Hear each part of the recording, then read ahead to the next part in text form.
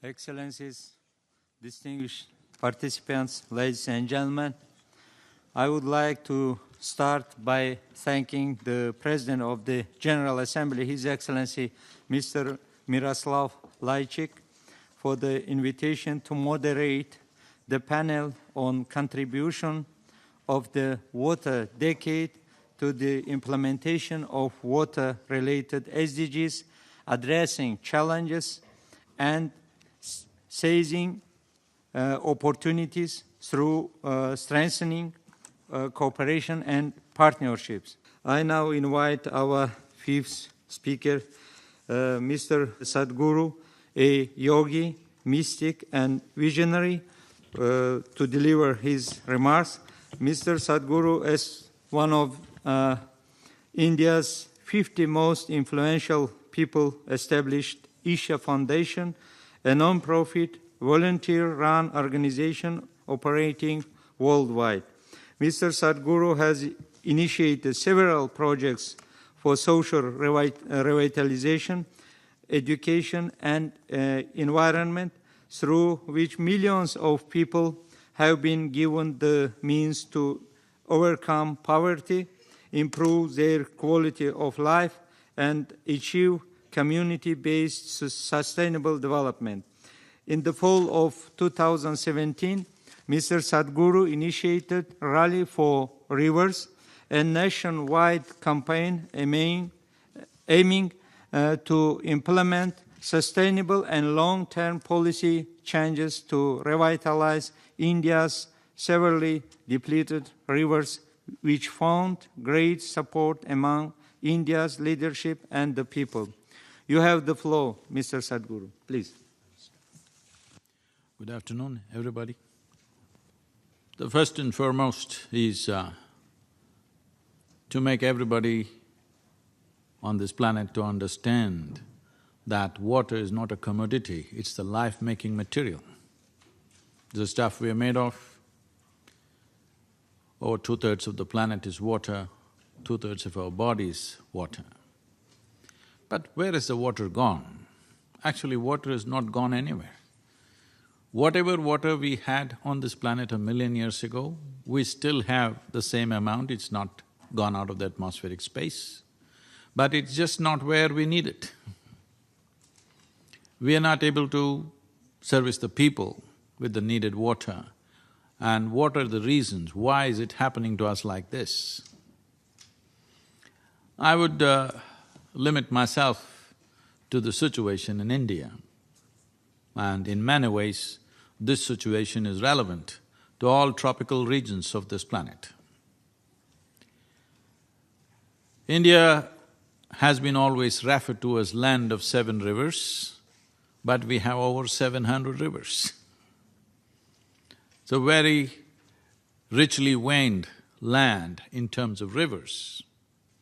But in the last 50 years, the depletion of rivers on an average has been nearly 60% of depletion of water has happened in the rivers. Why is this so? What are the causes? There are many things to do, but fundamentally we must understand there are 2 types of rivers: glacier-fed rivers and forest-fed rivers.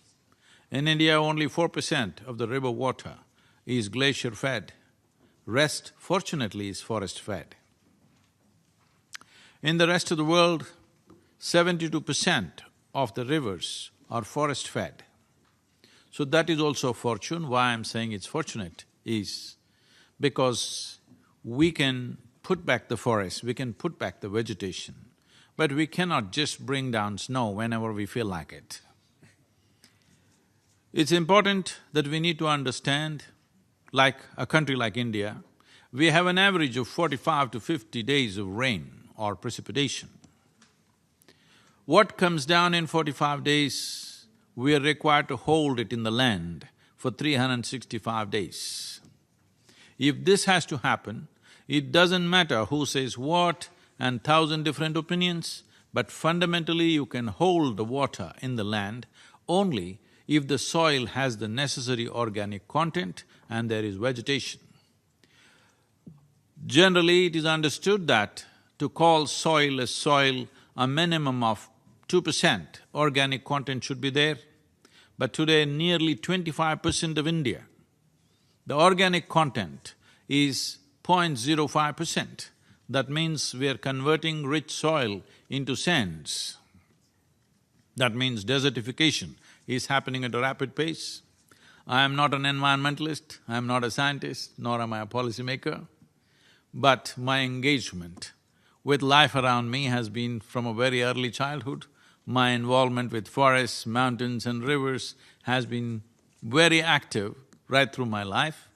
And with great concern I've been watching, particularly in the last 25 years, how the rivers that I have known since my childhood, how they have depleted.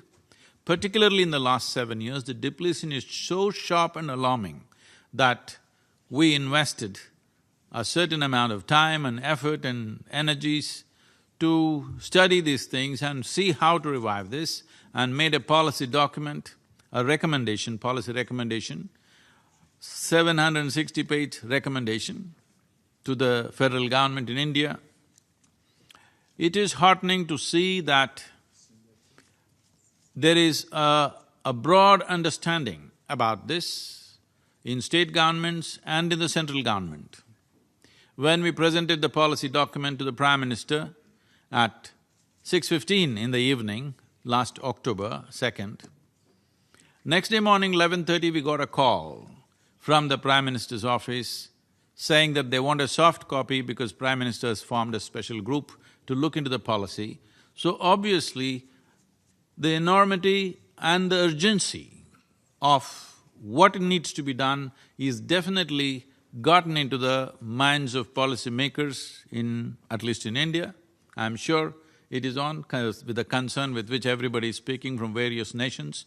This urgency and enormity of the situation has sunk into all of us. So we know what is the problem. We generally know what is the solution. It may be little more specific to each nation and each geographical location, but generally we know what is the solution. Now the problem is implementation, the problem is getting everybody's cooperation, the problem is the size of the solution. How do we put it on the ground? This is a big problem. So one thing is definitely every nation in collaboration should form, because ecology is not something that respects national or political boundaries. Rivers don't have boundaries, whether of states or nations. So to be able to form an international policy, maybe region-wise, tropical region and subtropical regions and temperate climates like this we could make, but a comprehensive policy that everybody will agree to and start implementing, because a time has come that in the next… It's really a fantastic day today that we are talking about a decade of action, not decade of talking, a decade of action, which is a very good terminology and very good intention. Now we have to get into action. Obviously, United Nations does not have geographical presence, it is the nations on the ground which need to act. So whatever the advisories, whatever the decisions made, must become policies in every nation. There are a variety of situations in this which are culturally linked, and we have to be sensitive to this, otherwise it won't work on the ground. So one thing we're doing in India is… one simple solution we offered is, in the riverine land in India, 25 to 27% is still owned by the government. So we are talking about all the government-owned lands except for allocations for next 50 years of development. Except for that, everything else must be converted into forests. The remaining nearly 70% of the land is farmland. You cannot ask a poor farmer who is fighting for his survival to save the river or ecology or the world. So, we have an economic plan with significant ecological impact. That is, a minimum of 1 kilometer on either side of the river should become tree-based agriculture.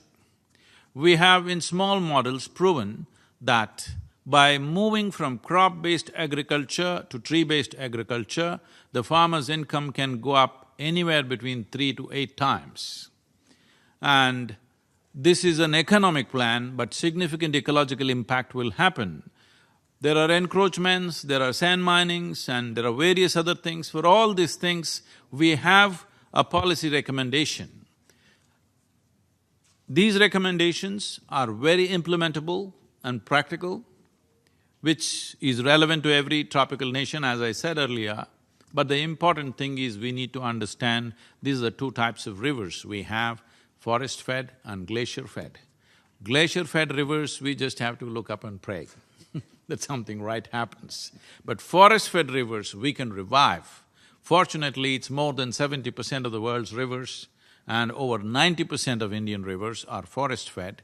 So, getting them back is not such a big challenge if there is a committed approach to this. Maybe we will not be able to put back forests, but we can definitely put back tree cover in the form of tree-based agriculture. For example, India is right now importing nearly $7 billion worth of timber. So we are trying to get a policy across that there was a colonial policy that if you cut a tree on your land, you can't transport it, you need permission to do it. We are trying to take away these old rules so that people will be encouraged to plant forest trees on their land because it'll be an economic proposition. Without making ecology, without marrying ecology and economy, there is really no solution, because if there is no economic benefit, getting the masses involved is not going to happen. A dynamic policy is needed, but very important thing is a mass involvement of people. Without people's participation, this is not going to happen, and people's participation will not come unless there is economic benefit attached to it. So talking about saving the world, we can give any number of lectures, it won't work.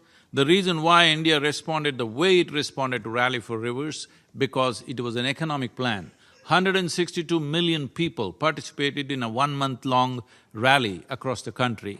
Probably this is the largest ever for any ecological movement, because ecology means it is a concern of a handful of people who are worried about the future, we are worried about the present, that is the attitude. If you want to describe these two dimensions, people understand economy as today's issue, ecology as next generation's issue. No, ecology is this generation's issue. This has to be made an urgent possibility, and whatever we do, unless we make ecology into a lucrative process for the large number of people involved in it, large masses of people will never involve themselves in making this happen. When we look at the water depletion that's happened, we live in southern India, and the kind of depletion happened, today it's in news that Bengaluru city, which is known as Bangalore in the rest of the world, when I was a child, there were over 1,020 ponds and lakes in Bangalore city and 3 perennial rivers. I'm talking about perennial water bodies. Today, there is no trace of these rivers, we don't even know where they are anymore. Everything is built upon. And only 82 lakes and ponds existing. Out of this, 44 of them are just sewage water. Only about 36 to 37 perennial water bodies have actual water, rest is all sewage. This has happened in 40 years' time. This is what we are doing. This is the pressure of population. Human footprint has become so broad that there is no room for anything else to happen on this planet. We have to understand when we say life, we are not talking about just us, but every other life, because if insects, worms, birds, animals and trees disappear, this planet cannot exist, there'll be no life on this planet.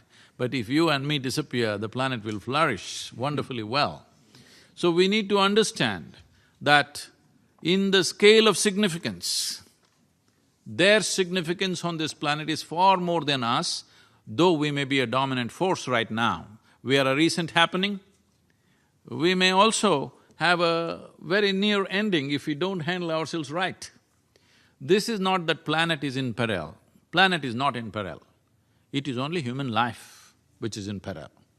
Planet will recover. If we disappear, if all of us go to sleep for 25 years, everything will be back and everything will be wonderful. So we are also wonderful, but we're just little too many. We need to understand this. In 2000, at the beginning of 20th century, we were just 1.4 billion people. Today we are 7.3 billion people. In 2050, United Nations is projecting we could be 9.6 billion people. Why are we making predictions like astrologers? Why don't we have a plan by 2050 what population we want to have? Because this planet can only sustain that many. But we don't have a plan, we are going on making predictions. It's time, a decade of action must seriously consider population, because that is the big elephant in the room. We don't have an ecological crisis, we have a population crisis. We're just too many people. If we don't plan for a sensible population in the future, if we do not consciously bring it to some kind of solution, nature will do it in a very cruel way. That's all you're seeing. What you're seeing as water crisis is nature's way of controlling our population, and this could become very severe. And from what I see, India and some of the African nations will take the first beating on the way. They will get the first beating. In fact, the most severe impact will be on India and African nations.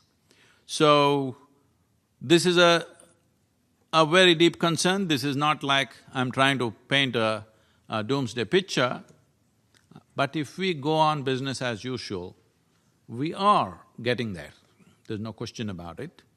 And as we have seen in India, many villages are completely empty now. People have moved away from the village because there's no water anywhere. Whole villages are gone. So this essentially means as water crisis progresses, more and more people will try to migrate to the city. If too many people migrate to the city where there is necessary infrastructure is missing, we are looking at a very severe civil strife. We really fear what kind of civil strife can happen in the next 20 to 25 years in a country like India unless we take corrective action today. And I'm glad today we are starting a decade of action. As I said, fortunately our rivers and water bodies are largely forest-fed. That means we can put back the vegetation and revive these water bodies quite effortlessly. We have seen and demonstrated this happening, but now we are looking at large-scale demonstrations in some of the states in collaboration with the state governments. Many states are going into a huge plantation drives like never thought of before. They're talking about tens of millions of trees being put on the riverbanks and in the catchment areas.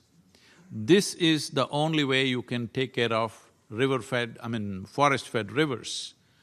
Ice-fed rivers, glacier-fed rivers are a different matter. That is not going to change just like that. That has to go through a whole lot of process. Above all, today I would like to appeal to every one of you. As I said, if not an entire globe, at least region-wise, cooperation and common policies are a must for the future well-being of generations to come. Thank you very much.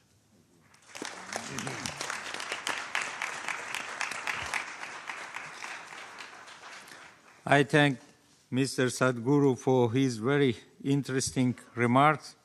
There is no doubt that your great experience and initiatives will raise awareness across the world regarding deteriorating conditions of rivers and encourage people to take actions. Your remarks have certainly enriched our discussions. Excellencies, dear participants, I now open the floor for comments and questions. First, on my list is Mr. Peter Ng, Chief Executive of Public Utilities Board, Head of the Singapore National Water Agency. Please, the floor is yours. Excellencies, do you agree with me that portable reuse should be made a priority for the world if we are serious about achieving SDG 6. And if you do, then surely the UN has to play a leading role in this. It has to become an advocate for the endless reuse of water. And it has to deploy its influence to encourage and to persuade member countries to adopt the potable reuse of water.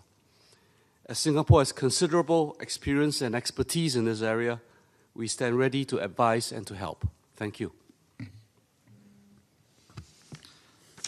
I thank Mr. Peter Ng, the distinguished participants. The floor for comments and questions is open. Please, if you want to make any comments, please press your microphones. Excuse me, can I say something?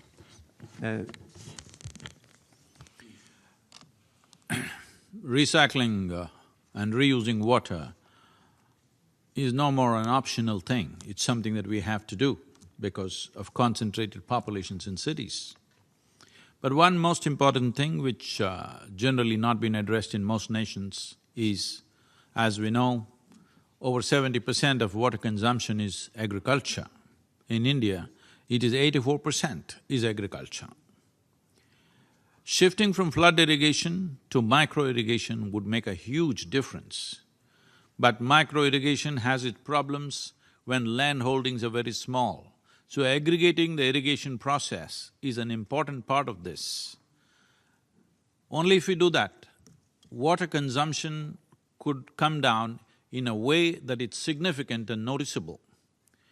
Reuse of city water, whatever domestic water we use, is definitely has to be done, there's no question about that.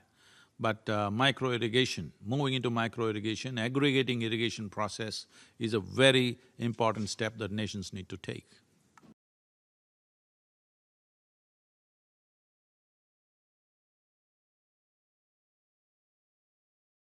Mr. Sadguru, please, the floor is yours.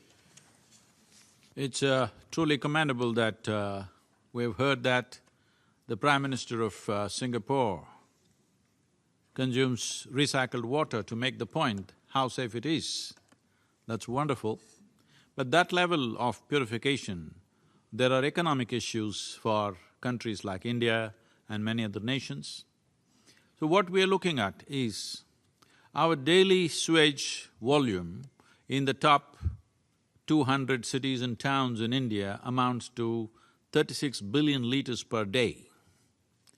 This can easily irrigate anywhere between 3 to 9 million hectares of land with micro-irrigation.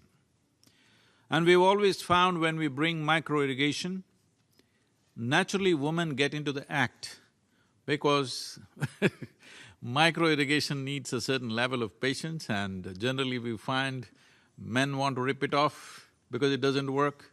It's the women who have the patience to go to every point and fix it. So naturally their role in agriculture and food production would be greatly enhanced if we move into micro-irrigation and we can bring down the water consumption in agricultural sector by at least 40%. This we have demonstrated in many places, at least by 40%. And that would be the level of recycling we need. We don't have to necessarily recycle it to a point for human consumption, but for agriculture it's much easier to do it and economically it's more relevant to us.